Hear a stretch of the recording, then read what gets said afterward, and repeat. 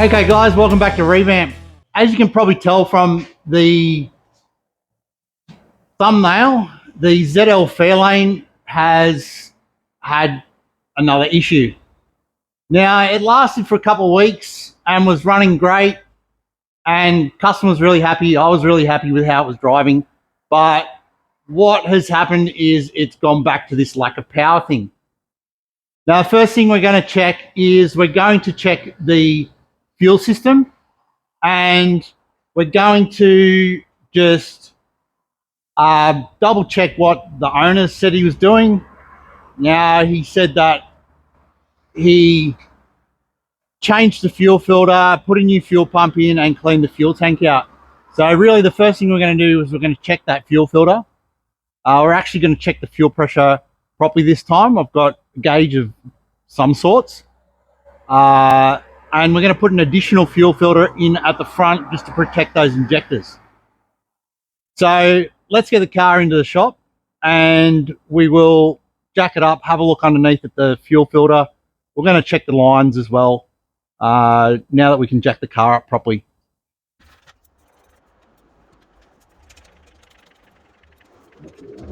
All right, so under the car we can see there's the fuel filter. I'm going to say yes, it has been changed by the owner. It's actually a different one to what I've been supplied. I've been supplied a much bigger filter, but that's okay. That's the same as the secondary filter that I bought, so I can just swap them around. So we're going to swap that one out and we're going to have a look at the internals. I'm not concerned about the inside of the tank rusting, but it does have the metal sender unit and everything in there, which can rust when the car's been sitting around for a while. So I'm going to check the contents of that before going and pulling the fuel tank apart.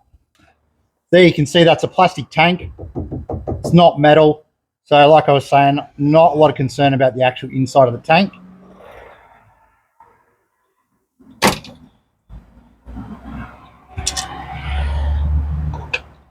Okay, so I've just sprayed the contents of that fuel filter out backwards onto a clean white rag.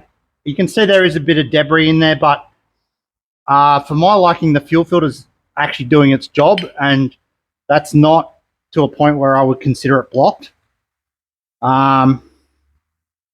So yeah, we're gonna have to keep looking. We will put the new fuel filter on here anyway, but yeah, we'll keep looking. All right, so for some reason, this car has this massive loop of fuel line in the supply line for the fuel rail.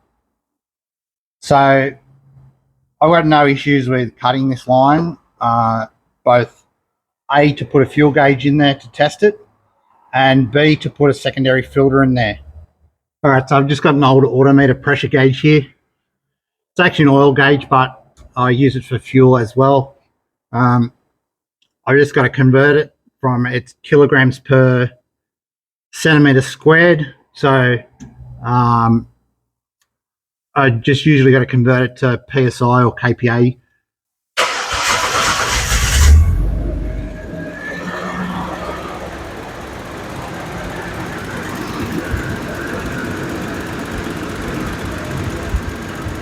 So I'll put the conversion at the bottom of the screen, but that's about 2.2 kilograms per centimeter squared. Obviously, I don't know the conversion off the top of my head, so yeah, you guys will see it at the bottom of the screen.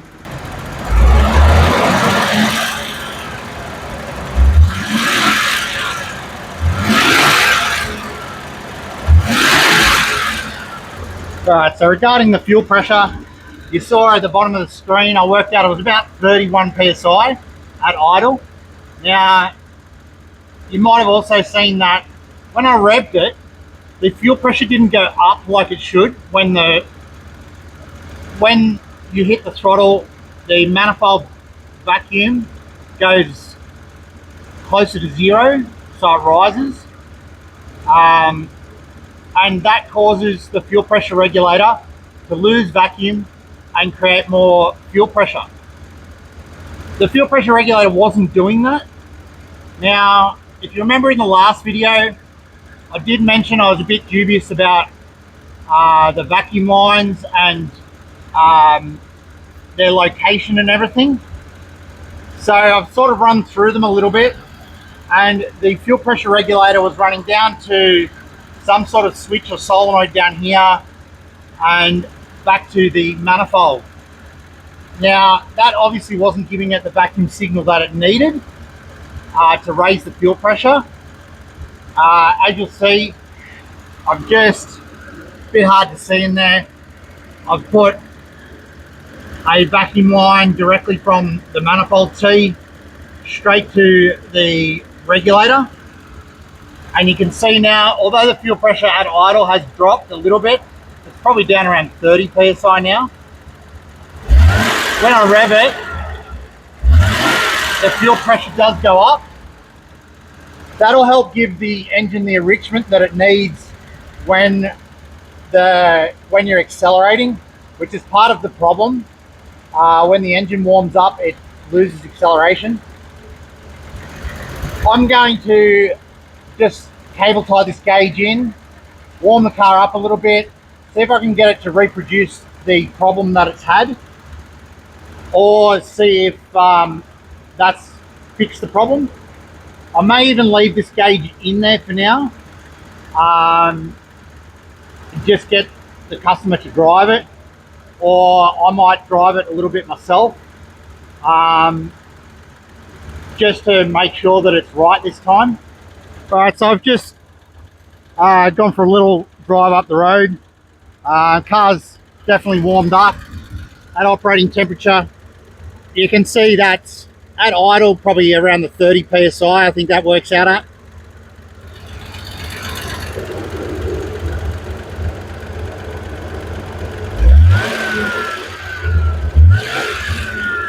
And we still get that rise in fuel pressure when we hit the throttle. So we're going to drive it a little bit more and see how we go.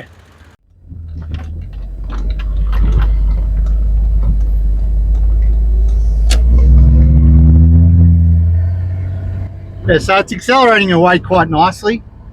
Yeah, these aren't the fastest car in the world. The 6-cylinder, I believe the EFI system was mostly just done out of emissions requirements in the mid 80s.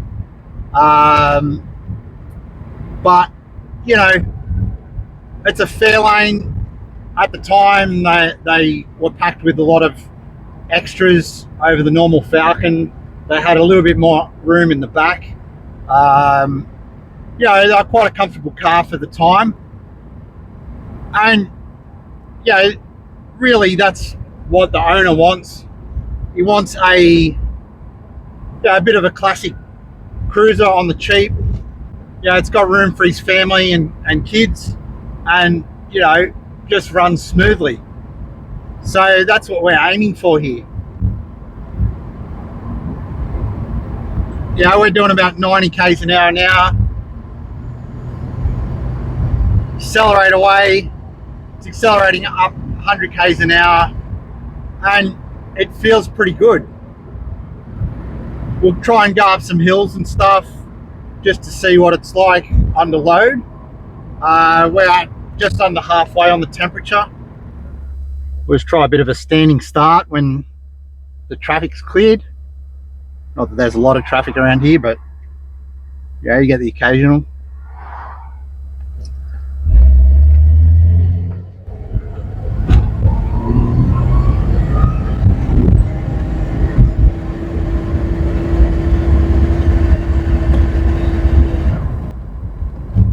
Right, so that's an issue.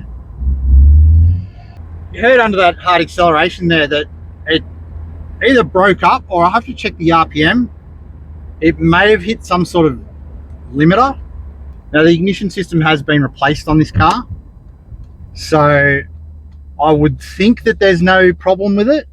So I'll just try that again uphill.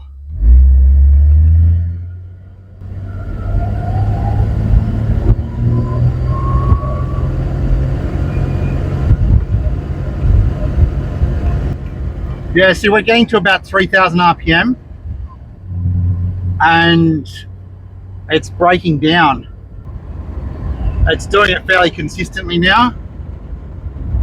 So we definitely have an issue. We'll just jump out, we'll double check that fuel pressure again to see what's going on there. And we might just have a look around the car just to see if there's anything else that we can sort of see.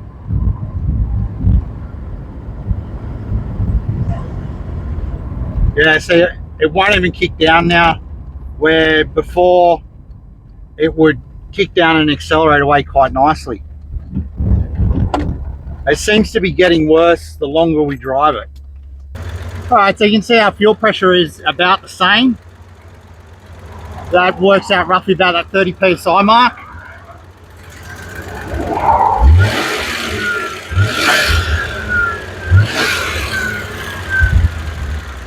I am sort of noticing there that it's not rising as much as it was before.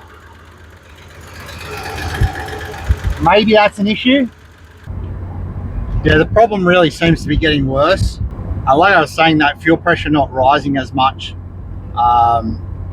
when you accelerate. So we might try and track down a fuel pressure regulator. I have spoken to a couple of EFI suppliers and they were saying that the original Bosch item ceased being made quite a few years ago now. So I'll have to try and track one down, obviously of a non-genuine maker.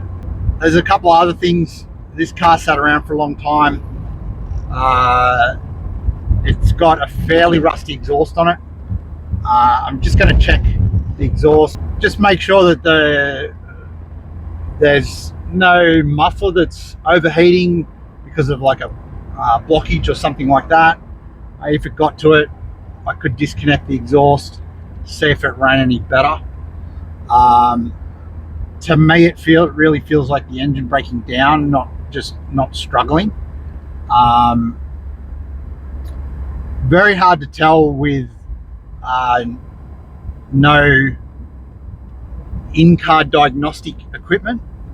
Yeah, so unfortunately no problem immediately solved, but yeah, see, it's getting really bad now. I can only do like 50 k's an hour. Right, so what I've done is I've used the line clamp on the return line combined with the gauge just to bump that pressure up to about the 40 psi base pressure.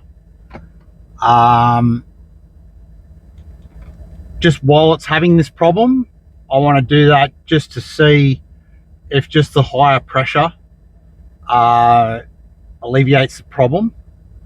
I still notice that when you open the throttle, the pressure isn't rising quite as much as it does when it's cold, even with the line clamp on there on the return. So this is obviously a temporary measure. Yeah, I think it definitely has something to do with fuel pressure or fuel flow even. It may involve opening up the fuel tank to check again inside. Well, let's just see if this increased fuel pressure does help it.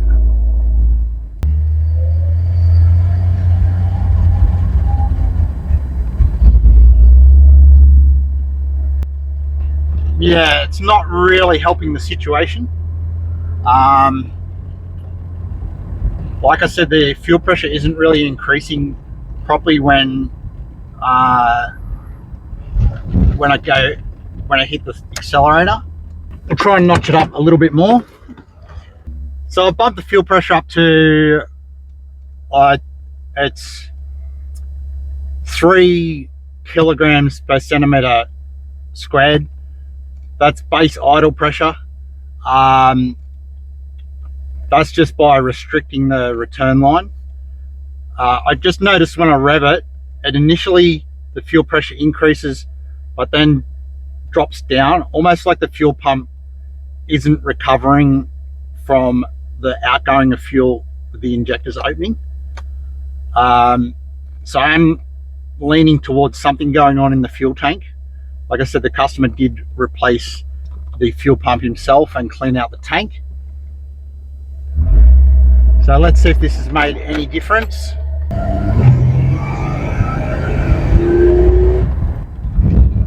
Well, it's made a massive difference.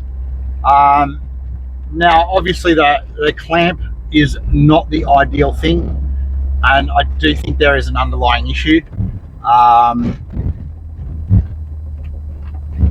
am inclined to check what's going on with this fuel flow. I've really got a feeling that the fuel pump isn't flowing like it should. All right, so luckily it has access for the fuel pump in the boot.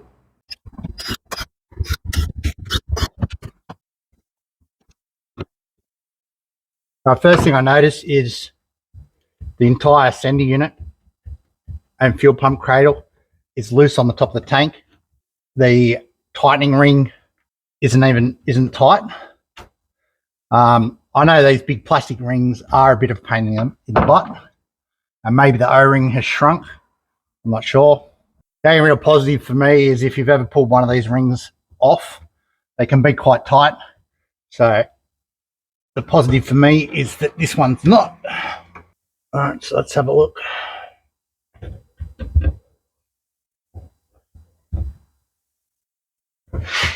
Well, there we go.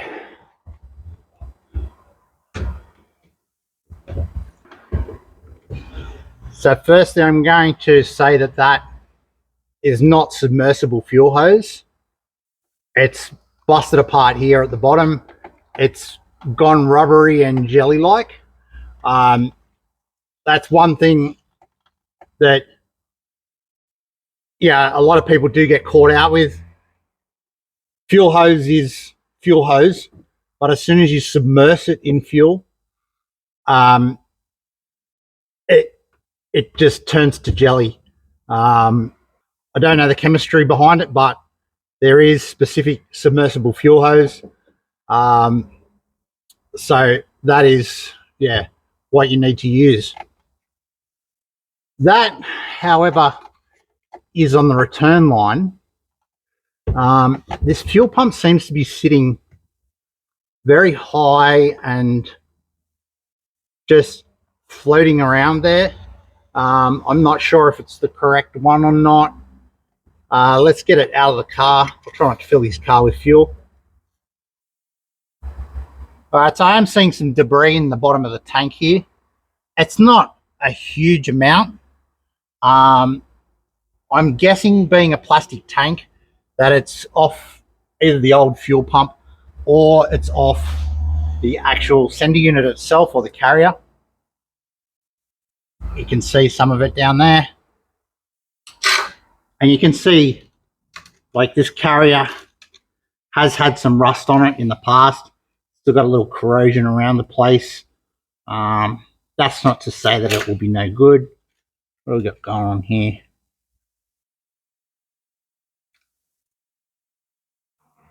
Yeah, I'm not sure about that piece of fuel hose there.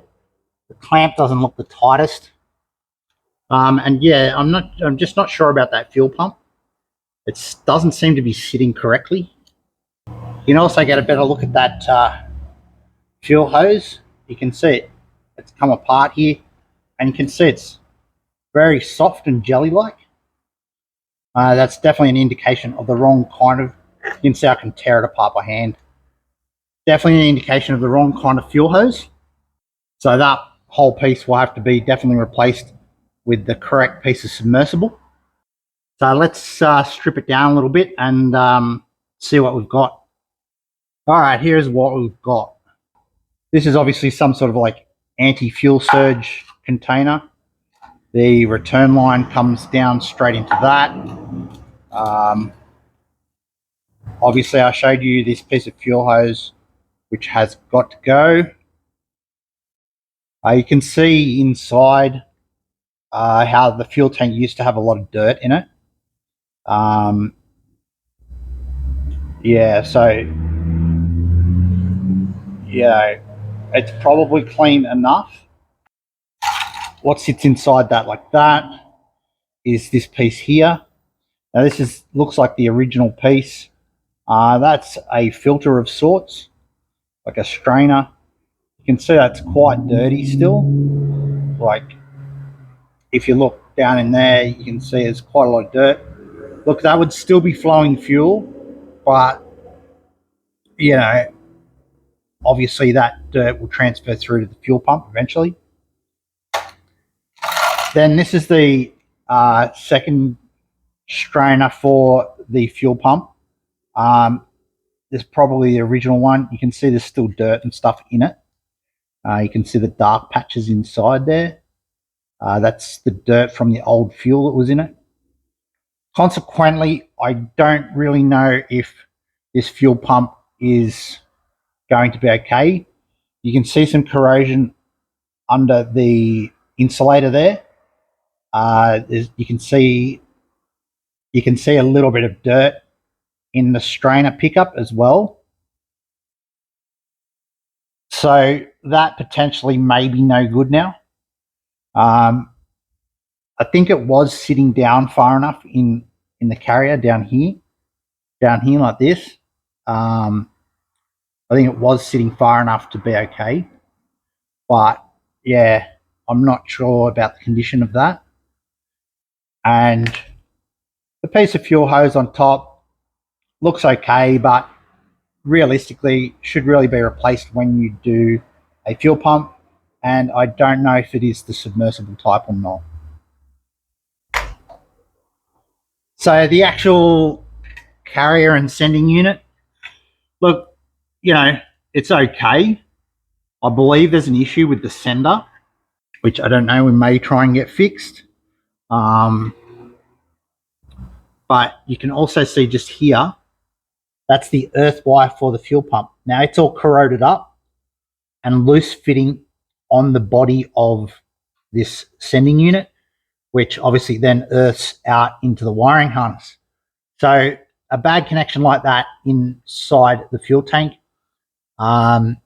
is not really ideal. You can see the green corrosion build up around it. So that's something we will have to fix. That will be obviously restricting the power flow with the fuel pump. And look, potentially we may have to get a new O-ring for here. That one didn't tighten down very well on the top of the fuel tank at all.